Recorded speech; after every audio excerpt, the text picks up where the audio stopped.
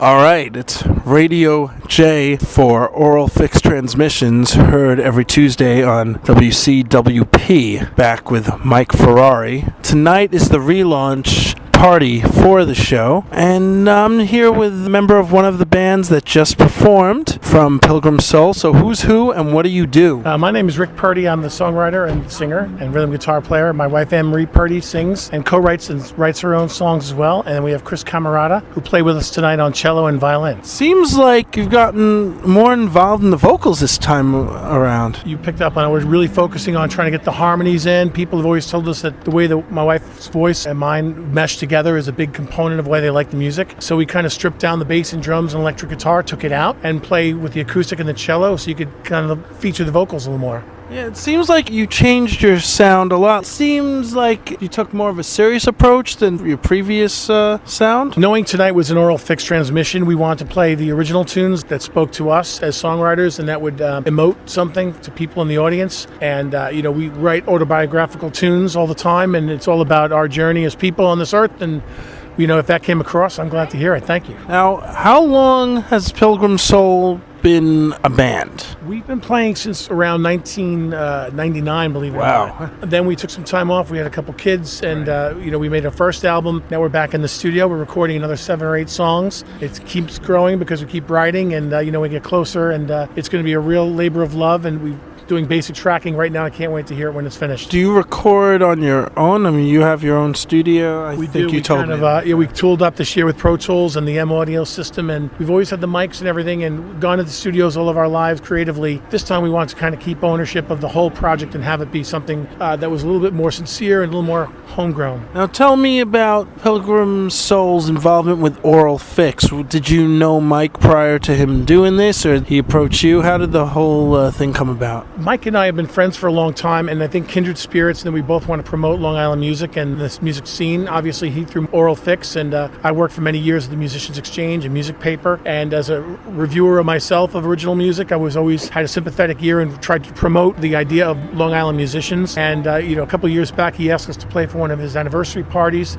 and it was just a natural fit. We love playing and being a part of the bill and promoting everything he does, because together we're kind of trying to bring the spotlight to our area and what's going on here. Very nice. Have you guys had a chance to play outside of the area, or is that something you want to do? Or we would love to do more of it. I went to school up in Syracuse and played a bunch up there and had opportunities to play and get to open up for Joan Jett and the Plasmatics in the past. Now we're really focused on the original thing, trying to get ourselves to, again, open up some headline acts, put out the next, what I guess they're no longer called CDs, but put out the next assortment of music, publish it as we have in the past on iTunes and Amazon and the various still CDs, believe it or not extinct yet. Yeah, I feel like it keeps changing technology, but we want to get that back out there on the road and just let people have a chance. I feel like our demographic, has become the 25 to whatever age, so I don't think that our time has elapsed yet. What would you say has the bigger response? The songs you're doing now, the earlier stuff? What would you say has grabbed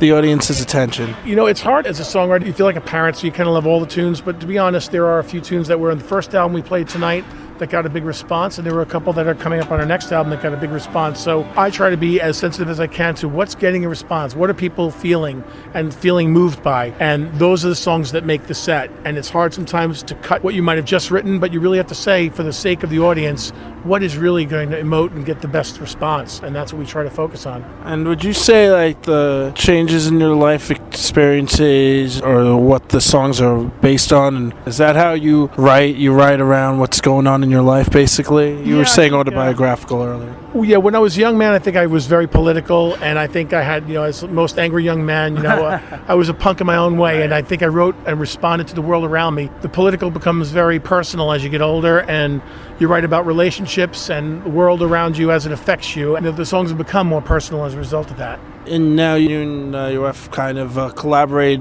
you'd say more now. She's been writing more of the lyrics, or it's equal? The way our process works is I'll come up with chords. Sometimes she'll lay lyrics and melody over that. Sometimes I'll have a melody in mind and she'll sing it. But she typically writes all of her own lyrics for songs that she writes, and I write all mine. And then we kind of become harmonies for each other. So each song, even though it's co-written, it's pretty much its own autonomous thing for the writer. You know, she'll come to me and say, I hear this melody and here are the words I have.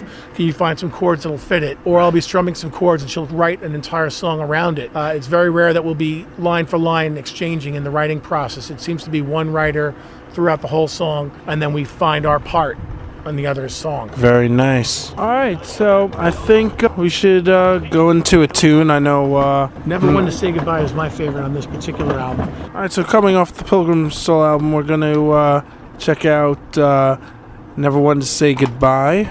Right now, Oral Fix Transmissions with the on and off again co-host RadioJ. This is Rick from Pilgrim Soul. You're listening to Oral Fix Transmissions on WCWP.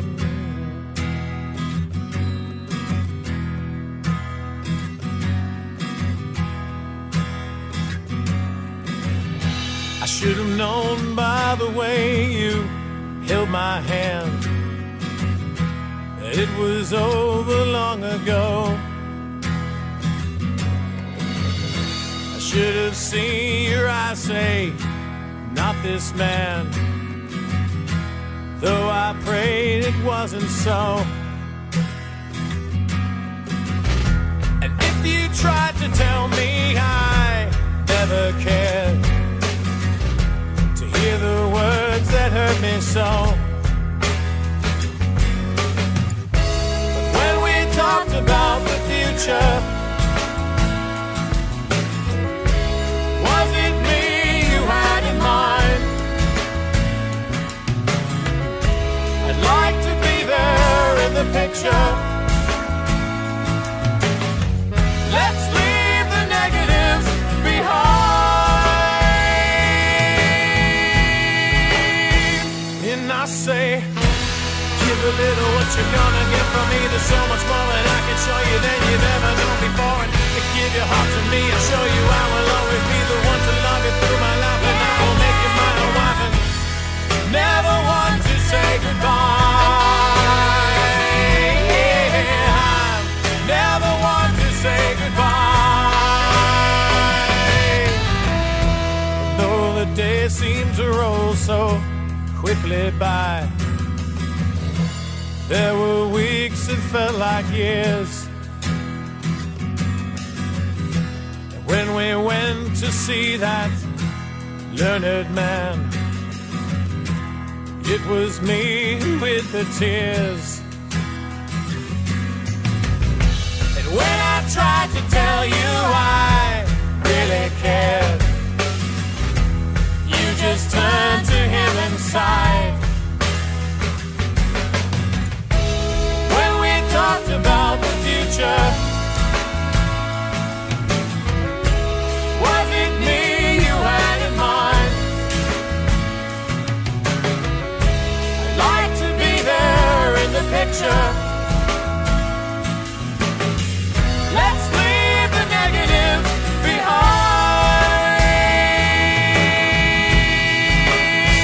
Then I say, give a little what you're gonna get from me. There's so much more that I can show you than you've ever known before. And give your heart to me, I'll show you I will always be the one to love you through my life. And I will make you my own wife and never want to say goodbye. Yeah, never want to say goodbye. When we talked about the future, was it me you had in mind?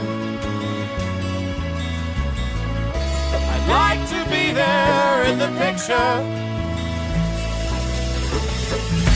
but you had someone else.